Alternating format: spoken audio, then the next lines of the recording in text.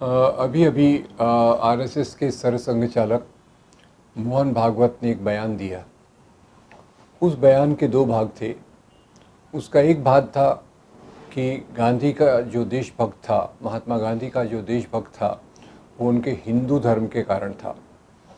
और दूसरा उन्होंने उसमें कहा कि जो हिंदू है वो ऑटोमेटिकली स्वाभाविक रूप से वो देशभक्त होता है। तो ये जो बयान के दो भाग हैं, दोनों भागों में काफ़ी समस्या है। पहली बात तो ये है कि गांधी जी की जो देशभक्ति थी, गांधी जी का जो धर्म की समझ थी, वो एक व्यापक समझ थी, गहरी समझ थी, जिसको केवल हिंदू धर्म में लेबल करना काफ़ी गलत होगा। क्योंकि गांधी जी हिंदू धर्म की संत परंपरा के मूल्यों के अनुसार चलते थे और उन्होंने ये भी कहा कि मैं एक अच्छा हिंदू हूँ। अपने आप को सनातनी हिंदू कहते थे। साथ में ये भी कहते थे कि मैं एक अच्छा मुसलमान, अच्छा ईसाई, अच्छा यहूदी और अच्छा पारसी भी हूँ।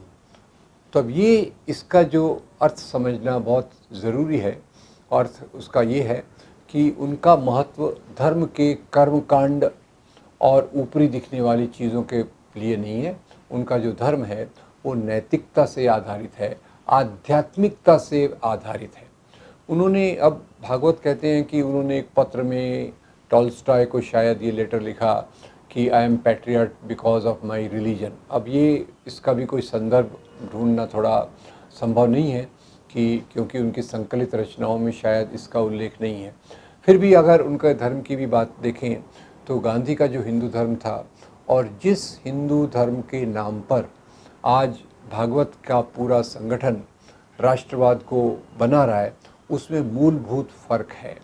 मूलभूत फ़र्क यह है कि गांधी का हिंदू धर्म नैतिकता पर आधारित था, दूसरे लोगों के प्रति प्रेम पर आधारित था, दूसरे लोगों को जोड़ने के लिए आधारित था और एक प्रेम की भावना से ओत-प्रोत होकर पूरे देश में विविधता को स्वीकार करने वाला हिंदू धर्म था। जबकि आरएसएस का हिंदू धर्म, आरएसएस द्वारा प्रचारित हिंदू धर्म, ये ज़्यादा ये पहचान के मुद्दों पर, गाय के मुद्दे पर, मंदिर के मुद्दे पर, मस्जिद के मुद्दे पर आधारित है। दूसरे धर्म के लोगों के प्रति नफ़रत फैलाने के आधार पर है और ये नफ़रत के आधार पर ही समाज में एक प्रकार की विविधता को समाप्त करके एक समरूपता, एक ही प्रकार का रूप के आधार पे उनके हिंदू धर्म की समझ है। इसलिए उनकी शाखाओं में भी और उनके बाकी पूरे लिटरेचर में भी, पूरे साहित्य में इस्लाम के प्रति, मुसलमानों के प्रति एक ऐसी भावना है जिसके कारण आज समाज में मुसलमानों के खिलाफ़ और क्रिश्चियंस के खिलाफ़ नफ़रत का एक बहुत बड़ा माहौल खड़ा हुआ है। तो पहली बात तो ये है कि हिंदू धर्म को भी समझने के बहुत तरीके हैं और गांधी का हिंदू धर्म उनके अनुसार ही, वो कहते हैं मैं हिंदू भी हूँ, ईसाई भी हूँ, पारसी भी हूँ, मुसलमान भी हूँ, वगैरह वगैरह। तो ये बात को भागवत कैसे हज़म करेंगे, ये देखने की बात है। तो दूसरी बात यह है कि गांधी ने एक हिंदू धर्म का पालन किया और आरएसएस में प्रशिक्षित गोडसे ने उनके हिंदू धर्म की समझ के आधार पे महात्मा गांधी का खून किया। तो ये दो प्रक्रियाएं हमें यहीं दिख रही हैं कि एक प्रक्रिया जो गांधी के रूप में पूरे देश के लोगों को जोड़ती है, अंग्रेज़ों के खिलाफ़ एक बड़ा आंदोलन खड़ा करती है, देश को आज़ादी दिलाती है, ये गांधी का रास्ता। और दूसरा रास्ता कि जो हिंदू धर्म के आधार पे आरएसएस ने प्रशिक्षण देता है, उन लोगों ने आज़ादी के आंदोलन में कभी भी किसी प्रकार का कोई योगदान नहीं दिया। जो आज़ादी के आंदोलन का कॉल महात्मा गांधी देते थे, उसकी आरएसएस के लोग आलोचना करते थे। जो आज़ादी के आंदोलन हुए 1920 का, 1930 का, 1942 का दांडी मार्च, उसमें इन्होंने संगठन के रूप में कभी हिस्सा नहीं लिया। हाँ, ये बात अलग है कि 1920 की बात कहना थोड़ा सा सही नहीं है, क्योंकि 1920 में तो आरएसएस बना भी नहीं था। पर ठीक है, उन प्रकार के लोगों के विचार इस आज़ादी के आंदोलनों को समर्थन करने वाले नहीं थे। तो दूसरी बात यह है कि गांधी को समझना और जिस गांधी के खिलाफ इतना नफ़रत फैलाई गई, आपको यहाँ याद दिला दूँ कि 30 जनवरी 1948 को आरएसएस प्रशिक्षित नाथूराम गोडसे ने जब महात्मा गांधी की हत्या की, तो उसके दूसरे दिन आरएसएस के समर्थकों ने पेड़े बांटे, मिठाइयाँ बांटी। ये बात कई पत्रिकाओं में आई है और उनके इसमें भी आई है। और ख़ास तौर से गांधी के मृत्यु को, गांधी की हत्या को जब पूरा देश एक शोक मनाता है, तो ये उसको गांधी हत्या न कह के गांधी वध कहते हैं। और तीसरी बात यह है कि 30 जनवरी 1948 में तो नाथूराम गोडसे सफल हुए अपने एजेंडा में, और उसके पहले भी गांधी जी पर 6-7 बार हमले हुए जो हिंदू राष्ट्रवाद के मानने वालों की तरफ से है। एक नाथूराम गोडसे एक अखबार निकालते थे जिसका नाम था अग्रणी, ब्रैकेट में हिंदू राष्ट्र। उसमें एक कार्टून उन्होंने छपवाया था जिसमें सावरकर और श्यामा प्रसाद मुखर्जी ये तीर लेकर एक रावण को मार रहे हैं। रावण का चेहरा गांधी से मिलता है, गांधी वाला है। गांधी को एक रावण के रूप में प्रस्तुत किया और गांधी के 10 सिरों में इन्होंने सरदार पटेल, जवाहरलाल नेहरू, अंबेडकर, राजा जी, मौलाना अबुल कलाम आज़ाद, ये रावण के 10 सिर दिखाए गए। यानी ये उनकी विचारधारा थी कि जो एक एक्सक्लूसिविटी, लोगों को बाहर रखने में विश्वास रखती थी। तो गांधी जी का हिंदू धर्म लोगों को जोड़ता था।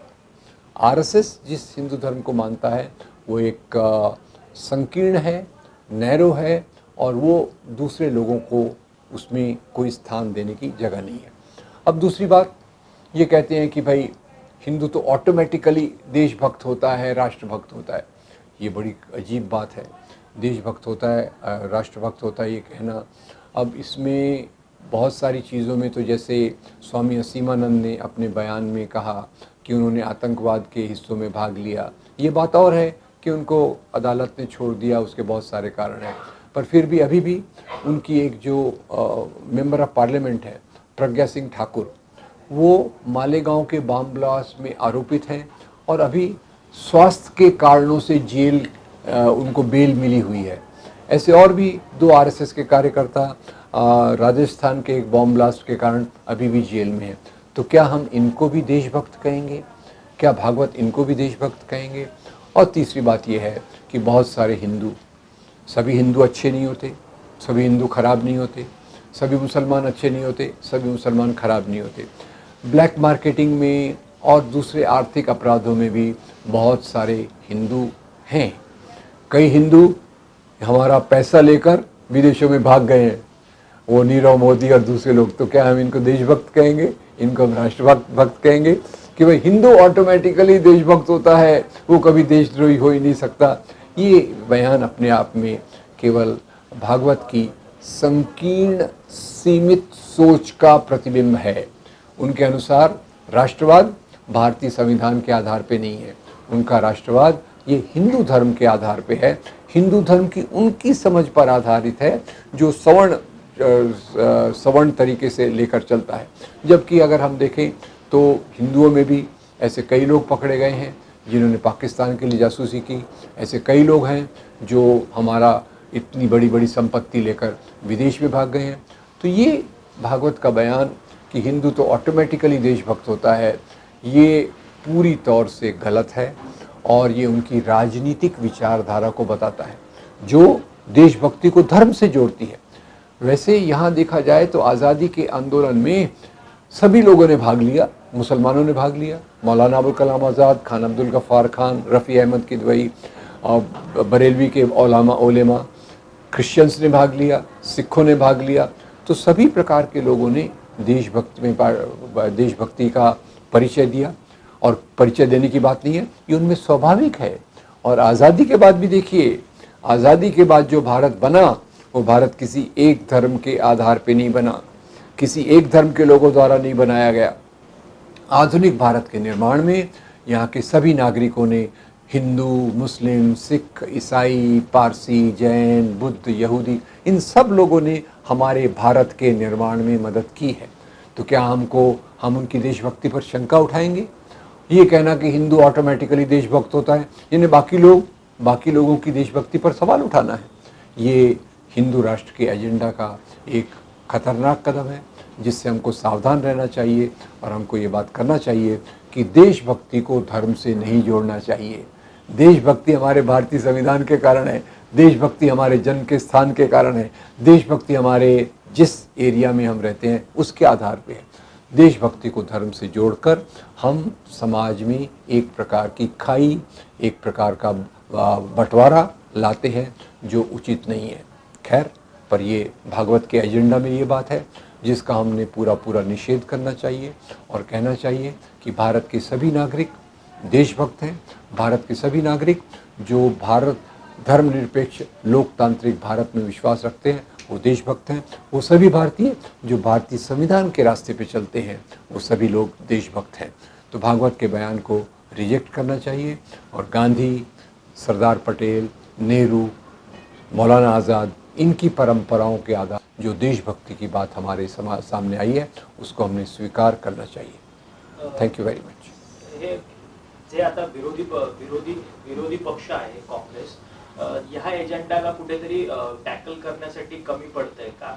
आणि हे सगळं त्यांच्या समोर होते, आता इतके मोठे नेते आहेत काँग्रेसचे, 3 पिढीचे नेते आहेत, मग त्यांना हा एजेंडा जो चालवत आहेत गव्हर्नमेंट तो टॅकल करण्यासाठी काहीतरी प्रयत्न केले पाहिजे, पण परंतु तरी देखील हे सगळे निष्क्रिय आहेत। ठीक, तो ये थैंक यू के पहले ये रख देना। अब जब मैं भागवत के राष्ट्रवाद की बात कर रहा हूँ तो इतना और भी कहना चाहता हूँ कि उन्होंने इतना बड़ा बयान दिया जो यहाँ के हमारे संविधान के मूल्यों के खिलाफ़ है, हमारी भारतीय जो आज़ादी के आंदोलन के मूल्यों के खिलाफ़ है।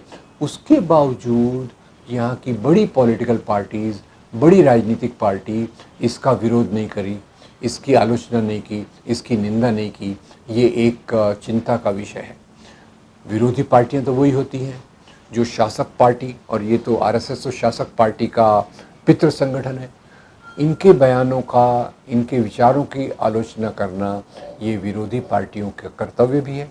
और ख़ास तौर से वो विरोधी पार्टियाँ जो संविधान में मानती हैं, वो विरोधी पार्टियाँ जो आज़ादी के आंदोलन से निकली हैं, उन पार्टियों का कर्तव्य है कि वो इस प्रकार के बयानों की निंदा करें।